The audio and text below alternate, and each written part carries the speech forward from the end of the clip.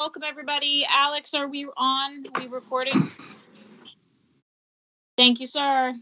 All right, so welcome, everybody. It is Thursday, June 22nd at 6:03 p.m. I'm going to do roll call for this joint facilities meeting. I'm just going to go down my list if you guys just want to go ahead and yell to me if you're here. Gina Sakala, I am here. Bob Crisati, I know is not. Marie Pisner. Here. Tina LeBlanc, I believe, is trying to get on. I will come back to her. Scott Ryder. Here. Jonathan Ungeyer. John LeBlanc. Tim Neville. Here. Doug McSellen. Here. Bethany Olette. Here. Congratulations on your son graduating. Thank you. Melissa Everett. Here. Fred, you're here. That's all for actually the members. Fred Gerber, you're here. Yes. Sam DeAgostino. You are. I'm here. And then Jim. Correct. Perfect. All right. So thank you all very much. I know last time we tried to have a meeting, we didn't have a quorum. So regardless, I don't really anticipate this meeting being super long.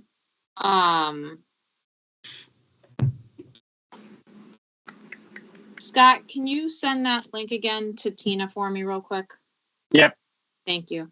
So if I can get a motion to approve the minutes of March 23rd, which was our last meeting. So moved. Second. And any questions, additions, comments, anything like that on them? All right, all in favor? Aye. Aye. I was Aye. absent, so I abstain. All right. So one abstention from Marie. Any other abstentions? Okay, thank you. Special guests, we do not have any unfinished business. The roof replacement, I'm actually going to deal with that with Sam down in new business. So under Eli Whitney or any of the partial roof replacements, we're going to skip that. Transfer station, I put down that we had none. Fred, I know you had a couple of pictures last time we were together. I don't know if you have an official update or you just want to. I don't really have any update. Nothing's Okay. really changed there in a while. I know there's pavement now. I believe both scales are working. Perfect. I would have to follow up. I'll follow up with Bill Dufour, who really handled that project for the next meeting. And Okay. I would say, as a guess, I would have to think we're about ready to wrap that up. But Yeah, I was thinking we're near completion on that as well. So maybe next meeting we can have kind of a wrap up and a percentage complete. Doug, did you have a question on that? Yeah, about a week ago, I got the opportunity to take a tour down there at the transfer station. I think Doug Finger was there and one of the other employees was there. They gave me the tour. Very nice. Came out very good. Real happy. I know they got some punch list items still. I think they got some roof leaks. Some roof leak issues or something like that. But other than that, most of it seems to be going good. So other than the punch list, it looked like they were pretty good, but it came out real nice. You know, I know we started with a design with this committee and stuff, and it pretty much ended up that way. A few things got shifted and stuff like that, but for the most part, it's 1,000% better than what they had before. That it is. That it is. Yeah. Did anybody else have any question? Go ahead, Tim. Gina? Yeah. I've had the opportunity to go down there 2 or 3 times, and it's compared to what it was, it's outstanding. Okay, and the traffic pattern and everything is so much better than what it used to be. I'd give it an A+. They've really done a great job down there. Yep. I agree. All right, so you can pass those words of awesomeness over to Bill if you want, Fred, and then we can kind of have a wrap up next meeting if you want to do it that way. sounds good to me. I'll finalize everything. Perfect, thank you. So moving on to new business, the roof reimbursement. When we last met, CSG was working to get in touch with the state because there's some reimbursement paperwork issues or issues with compliance. So I'm going to turn it over to Sam because I don't want to give any information that, quite frankly, I don't necessarily understand completely. So Fred, did you have something or? No, I was just waving at somebody who came in and surprised I was. All right, take it away, Sam. If you want to start, because there were some people who may not have been here at the last meeting. If you want to just give a quick update of kind of where we were the last couple of months and kind of where we are now and why. Yeah. Can I share my screen? Is that okay? Absolutely. Okay. So, oops, not what I wanted to share. Okay. So, as you know, obviously the roofs are completed pending, both roofs are completed, Hazardville and Eli, pending some punch list items for Hazardville, which I'll get into in a minute.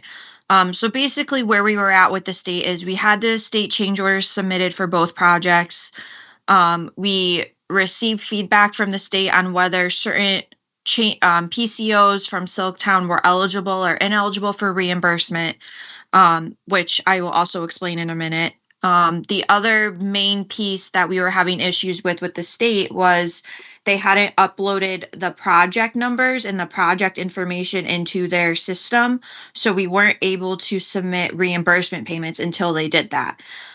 So I think the week after Memorial Day, the week after Memorial Day or something like that, they sent me the project numbers. They uploaded both projects into their system. So we submitted payment requests for both of them. But I'll get into more detail for each project. So what I did was I created just like a project update sheet for both Hazardville and Eli. So Hazardville is what you see on the screen here. So I will zoom in because I know it's a little bit small to read.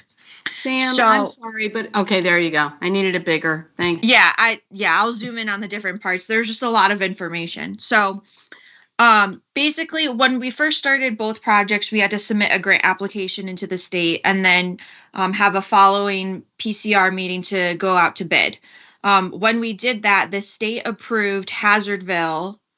This is Hazardville. Approved Hazardville for a total of $1,344,020. So that's what the state had anticipated as their budget. From what I remember and what I was told, I know that the town only allocated a certain amount of money towards the project, basically this $1.344 million. And then during this new fiscal year, they were going to reallocate more money towards each project so they would have enough money to cover it. So what I did was I looked at all the numbers. I looked at what we had committed from the state versus what we actually had in the budget. And I tried to display everything as clearly as possible. So like I said, we had, a total of $1.344 million as a grant commitment from the state. With your reimbursement percentage at 70.71, you were supposed to get $950,356 from the state. That means the town of Enfield would be responsible for paying $393,663. However, when we went out to bid, which you can see here, the construction line item is the only line item that differs. So when we went out to bid, Silktown's bid came in at $1.324,600,000. So that's a little over $37,000 more than what we had originally anticipated by the state. The other thing that wasn't included in the state paperwork, and this is my question to you guys as well, they didn't include bonding costs.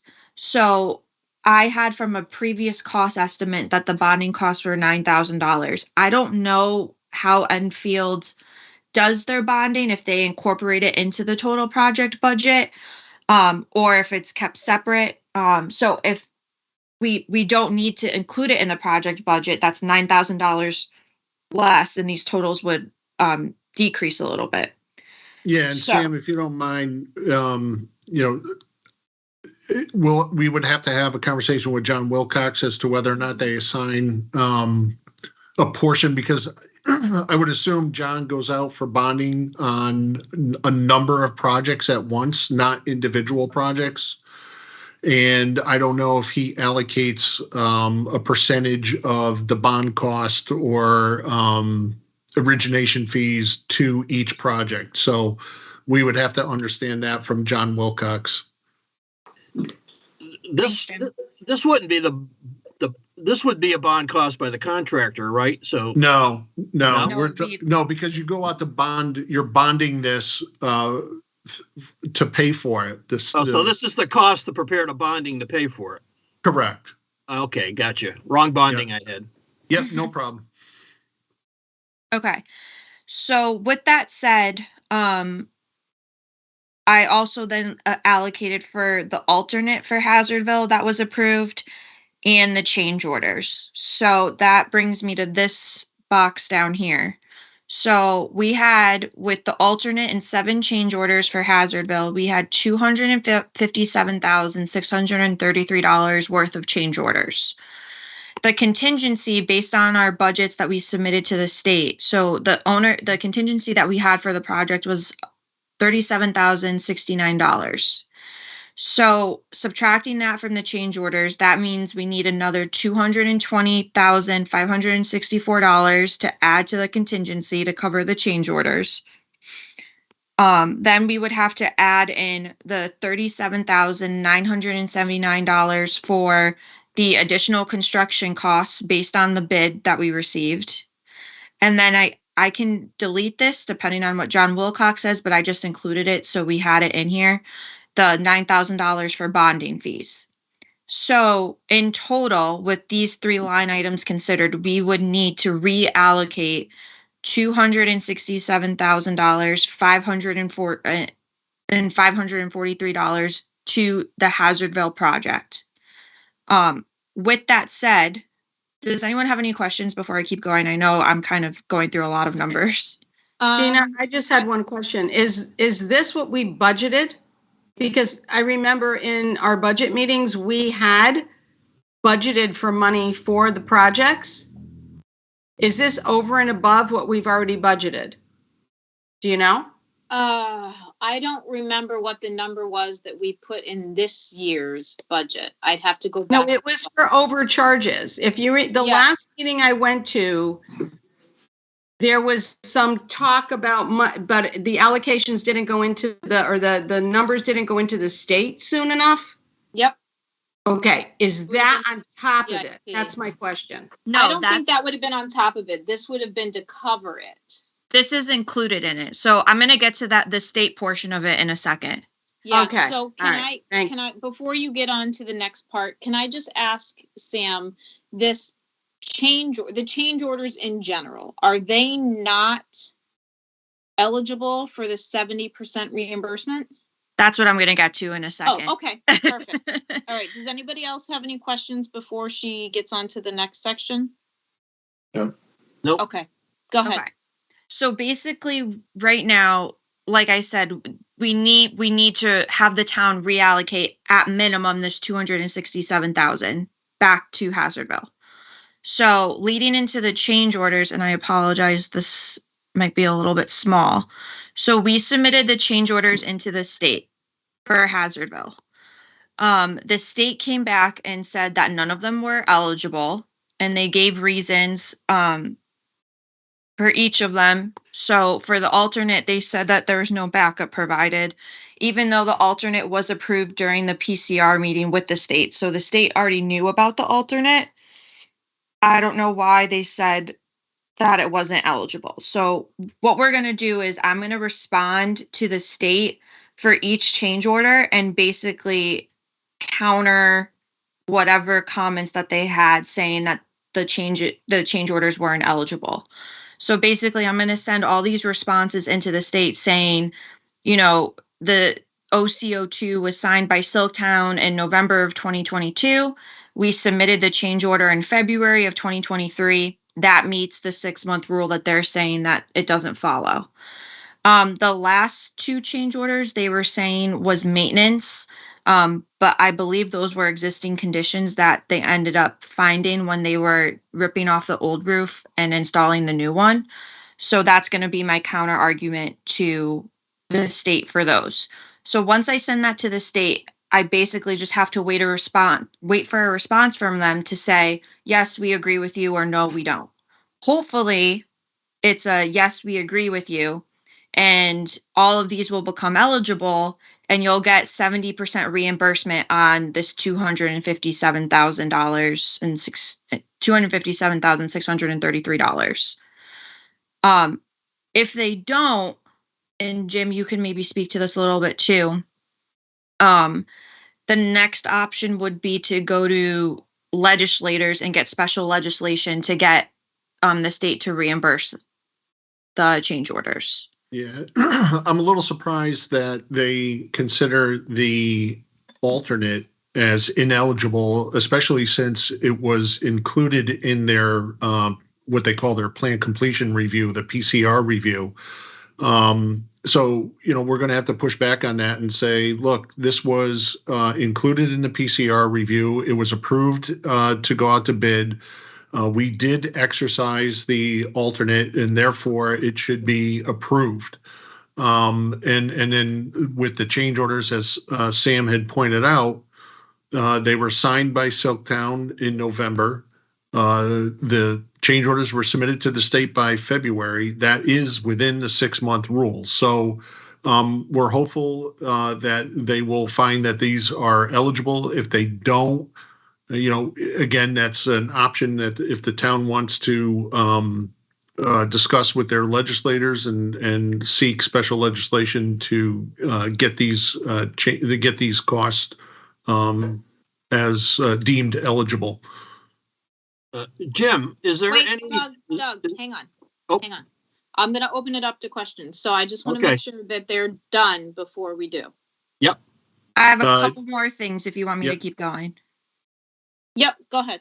Okay. So with this overage, this 267,000, if the town decides that they're going to reallocate money to the project, what we need to do is, and this brings me to my next portion, we need to fill out, it's called an O49R, and it basically is a form that we have to fill out that goes to the state that says the town is altering their financing of the project, and they're going to allocate a certain amount of money to the project in addition to what was already allocated. So we need to fill out that O49R. I can pull it up if anyone would like to see it. It's a standard form that we've done on other projects too, if they needed to reallocate more money. So that's kind of that portion of it. I sent out a notice to everyone last week, I think, that we submitted our first payment request into the state. So I basically took 2 invoices from the architect, CSG's invoices, and then I took 3 invoices from Silktown, and I submitted those into the state for the first payment request. I didn't submit all of them because we are over budget technically on the project, and the way that the state system works is you can't submit for a reimbursement payment if that total amount goes over what they've approved. So we would need to fill out this O49R form, have the funds allocated, in the town, and then we can go to the state. The state can adjust it in their system, and then we can go ahead and submit for the next reimbursement. The other caveat to that is once the town receives this first payment, then we can submit the next payment. But until this first one is received, I can't submit the next one. The system doesn't allow you to do it. Okay. The last couple of things. So basically, this is kind of my game plan for the project, for the last couple of things that we need to finish up. I just need to have some sort of financial report from the town. I know that they sent me all the invoices, but I know, like, for JFK, for example, the finance department has like a Munis ledger that they can send me of everything that they've paid for each project. So I'm going to need that from the town. I'll respond to the state about the remaining change orders. Like I mentioned, the funding reallocation form. Once that's all squared away, we'll get the next payment request submitted and hopefully the final one. And then the last 2 things to kind of close out the project is we need to have the Board of Ed accept the project as complete, and it needs to be approved within Board of Ed meeting minutes. And then using that, I can go ahead and fill out the last piece of state paperwork, the 49F. And that'll officially close out the project. Now, I know that for Hazardville, there's a couple punch list items that we're still waiting on being fixed. I talked to Silktown this week and they're planning on fixing them at some point next week. So I'm going to follow up with them, beginning, middle, and end of next week to make sure that those items get addressed. That was kind of my whole explanation for Hazardville. Eli Whitney is pretty much the same thing. We have to do all the same items, except there's no punch list items for Eli Whitney as far as I know. And the amounts vary slightly in terms of budget overages and things like that. But the process is going to be the same. We're going to respond to the state about the change orders, get the funding reallocation, submit that form into the state, get another payment request, and then act. Okay. Thank you very much, Sam. Can you go back to the state's responses to the change orders real quick for me? Just that, or scroll over. I'm going to open it up for questions in just 1 minute. I want to just clarify a couple of things. One, Sam, can you just make sure you send me, and if it hasn't gone out, Fred and Ellen, this sheet, and we'll need to make sure you get the financial reports from the town. So I think between Fred, Ellen, and I, and John Wilcox, we can make sure that happens. So when did the state respond with the denials of the ineligible costs?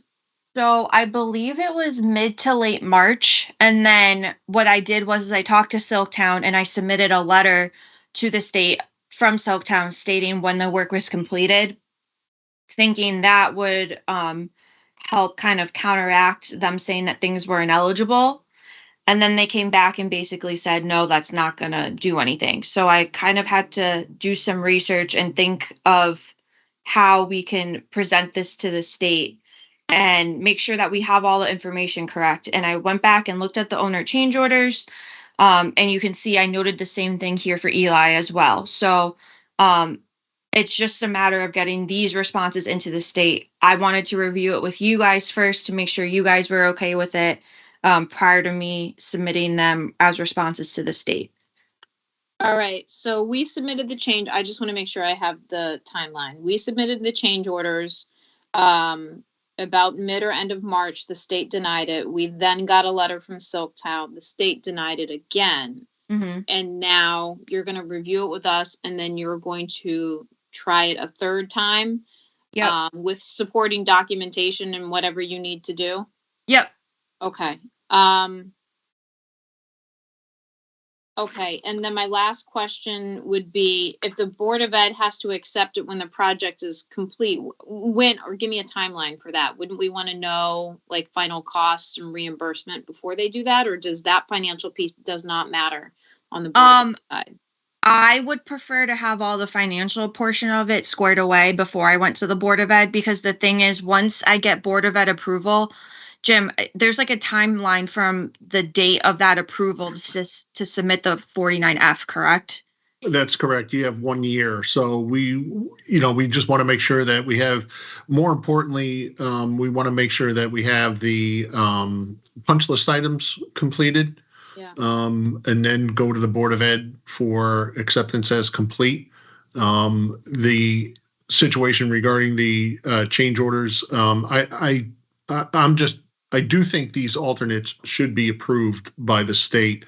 The change orders are always an argument with the state in terms of timing.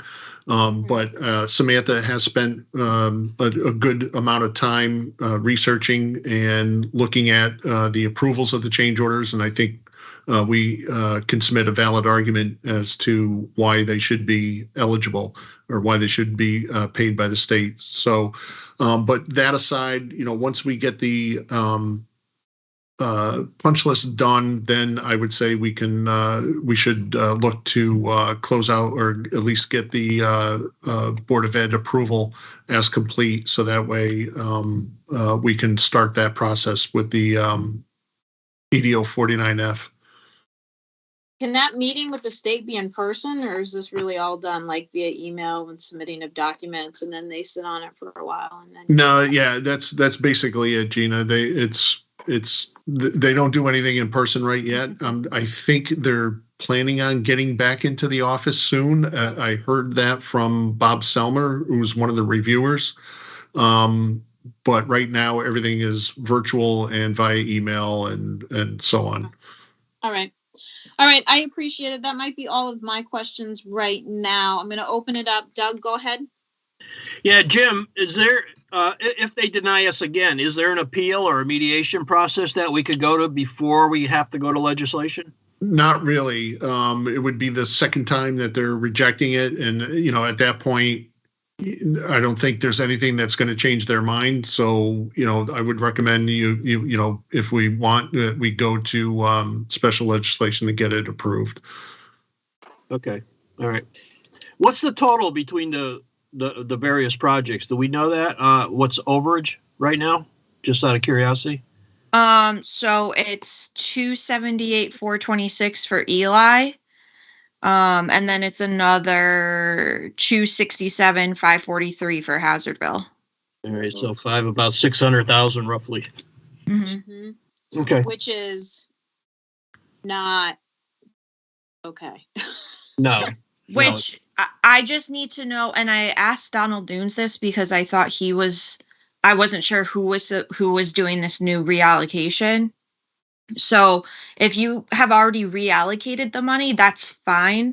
You just have to let me know what the amounts are. If not, then we need to figure that out. Right. I think that's going to be a question that, you can send in an email to Ellen and John Wilcox and Donald and myself. Okay.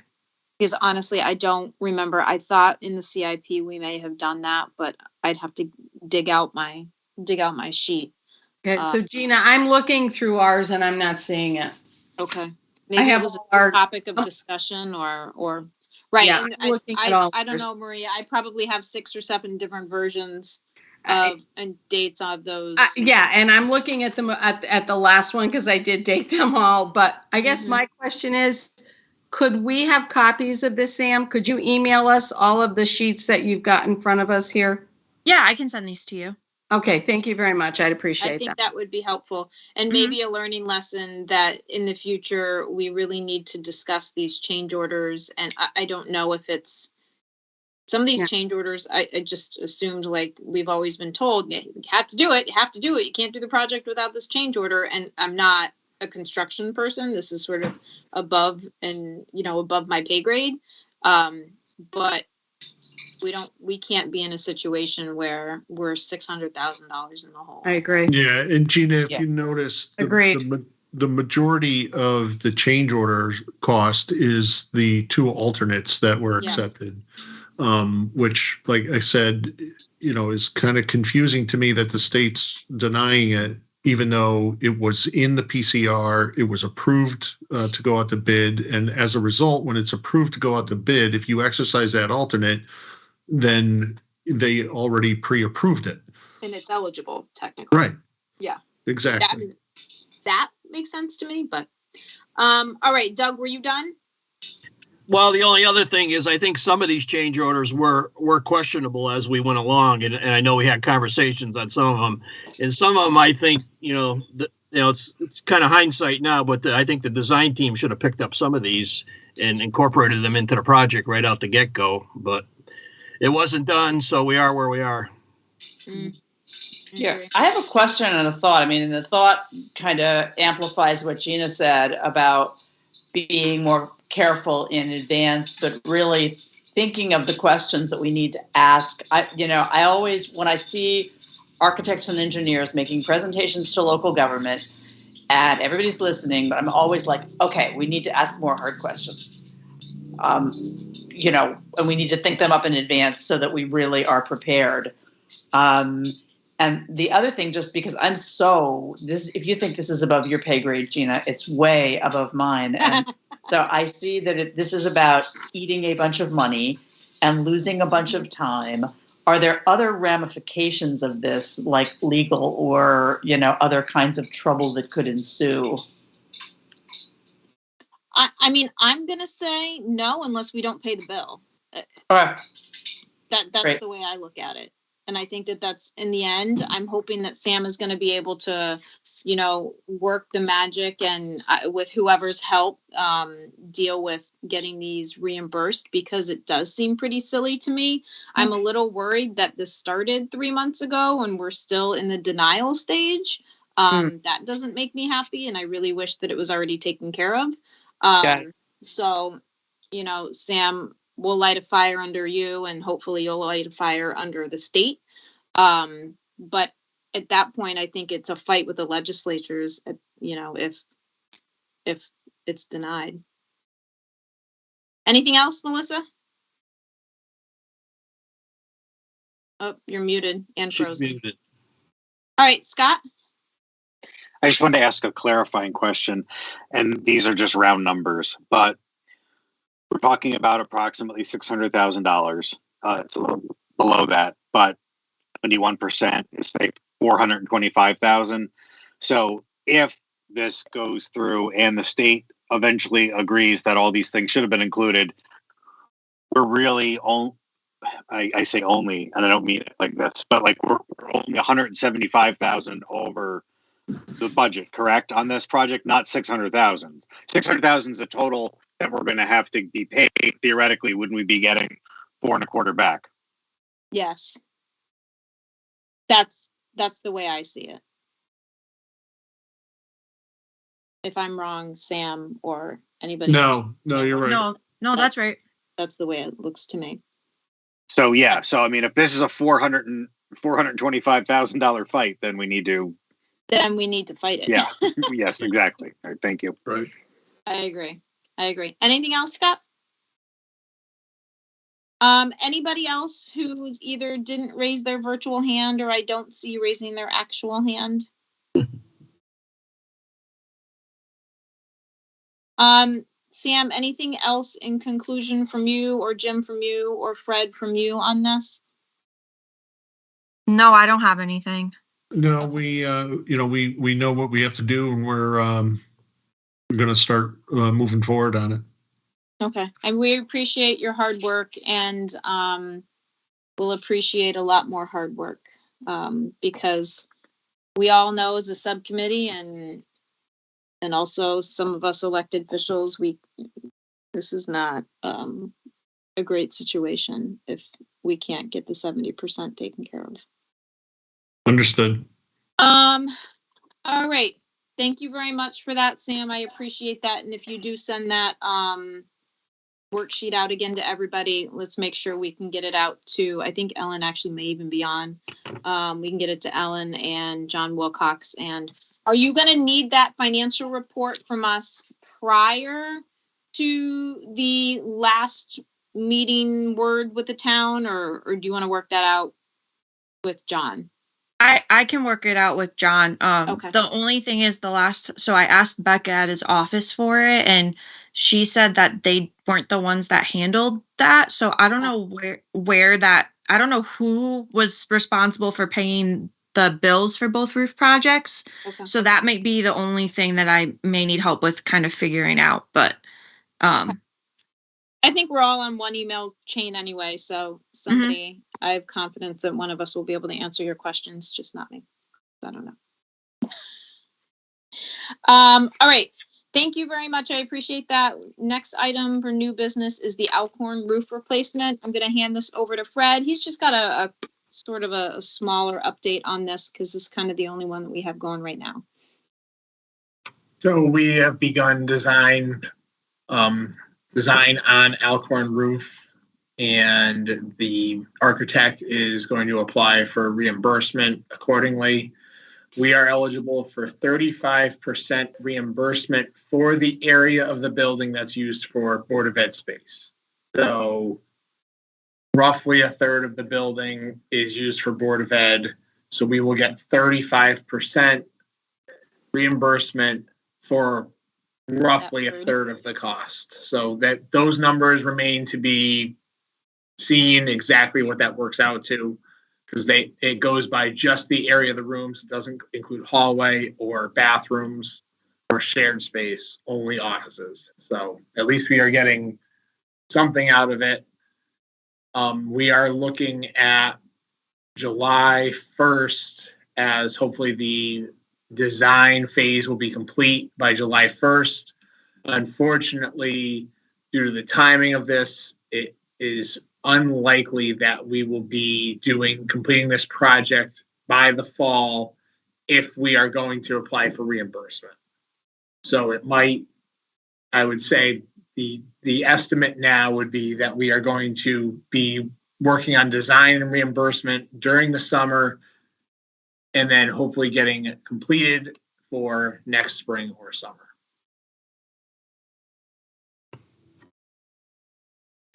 All right, and Gina? the reimbursement is what? And the reimbursement is what kind of delays that?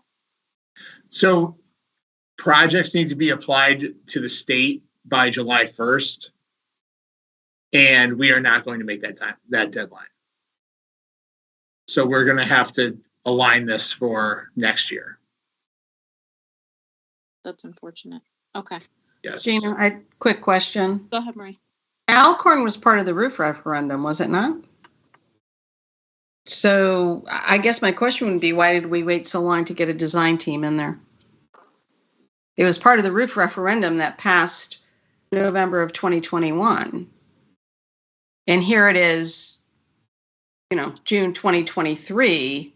The go-ahead, the confirmation for the roof was never sent last summer by my predecessor, and we discovered this, I want to say, in February or March. So it ended up being, there was a gentleman here who worked here about 2 weeks. Yeah.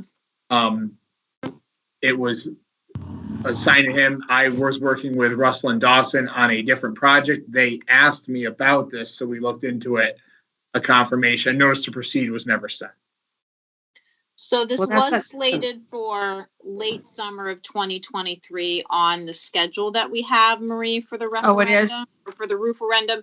Right, so that was originally when it was for this 2023.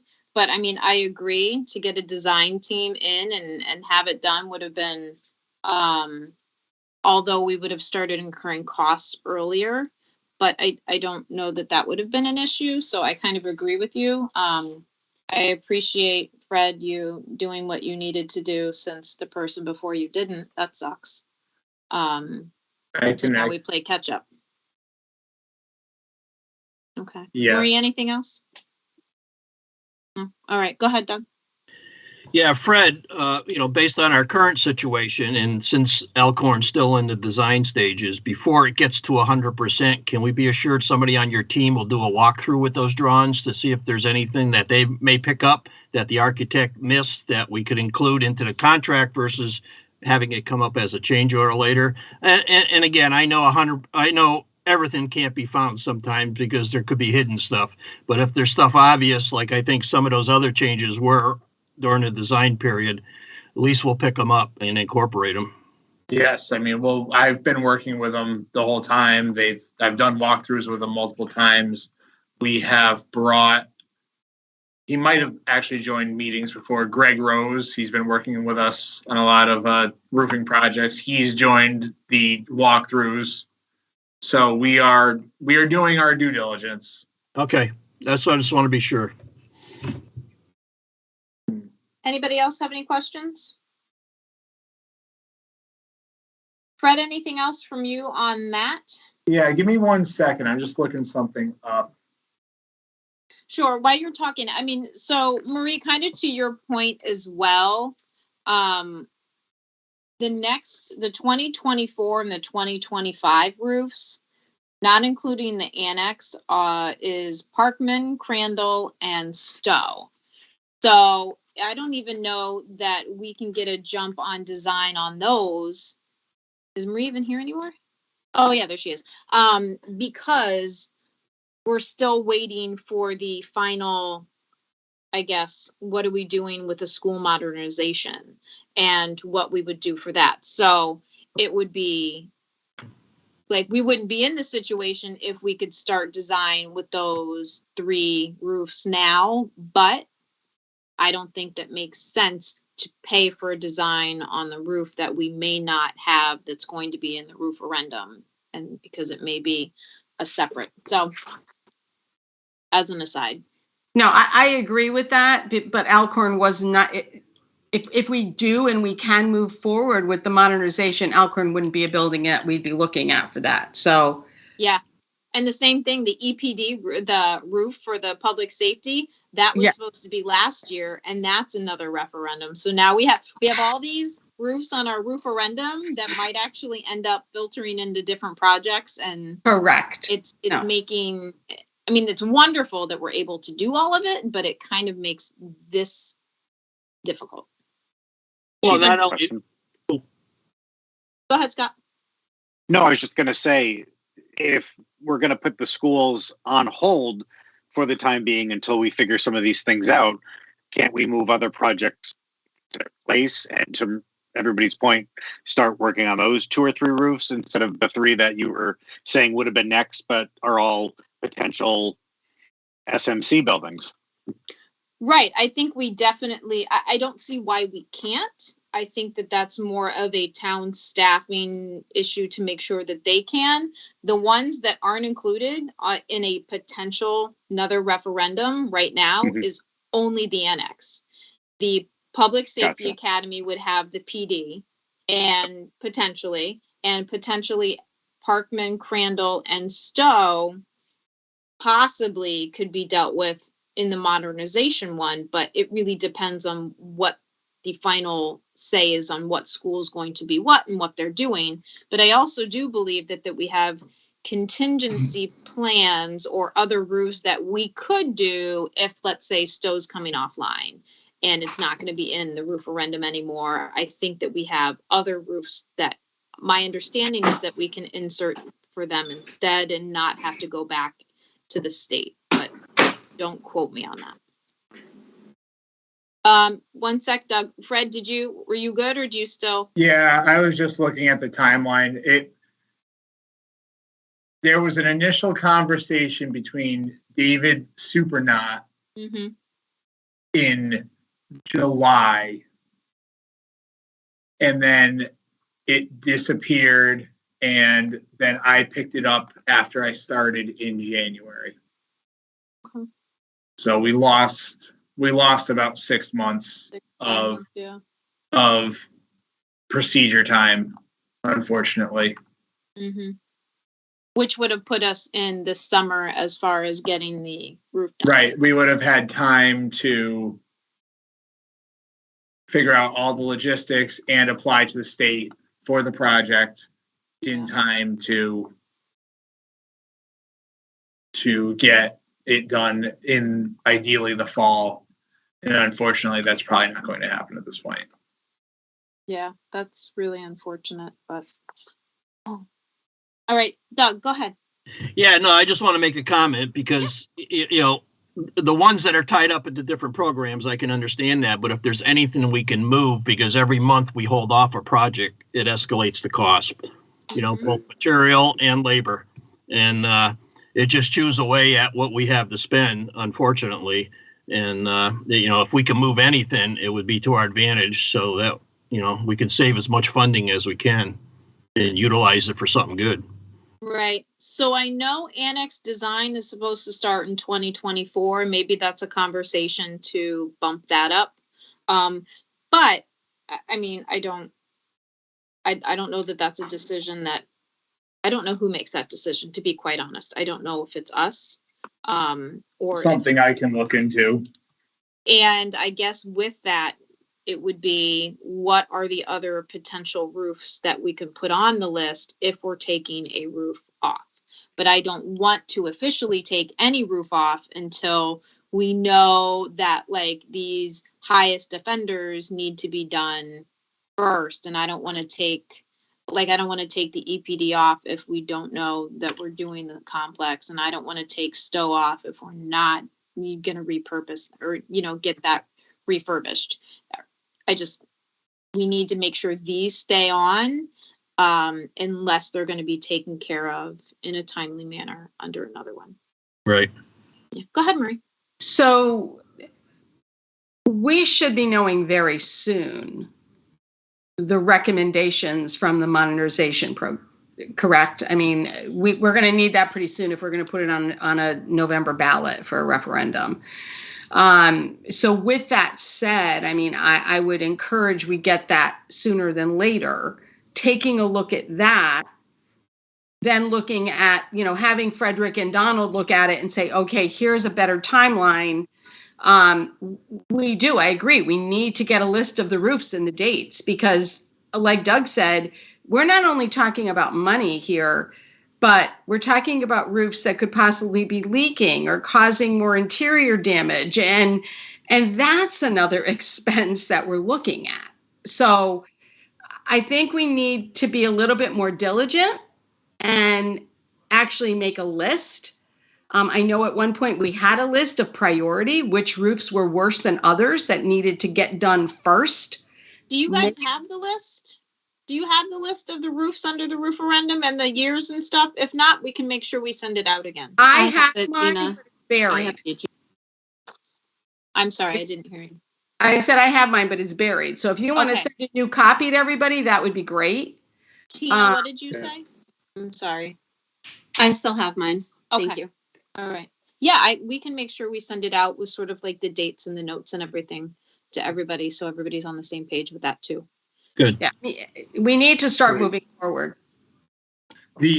Just on a side note update, the school modernization surveys of the buildings are beginning next week, and those are expected to begin or be done by mid-July. So we'll have a much better idea in about a month or so of what the recommendations are by the study, and then we can probably reassess where our priorities are at that point.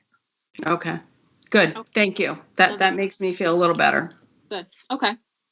Does anybody else have any questions for Fred on the Alcorn roof? Any other committee comments? Nice to see us all together. Hope everybody's enjoying their summer so far, even though I think yesterday was the first official day of summer. All right, next meeting date. It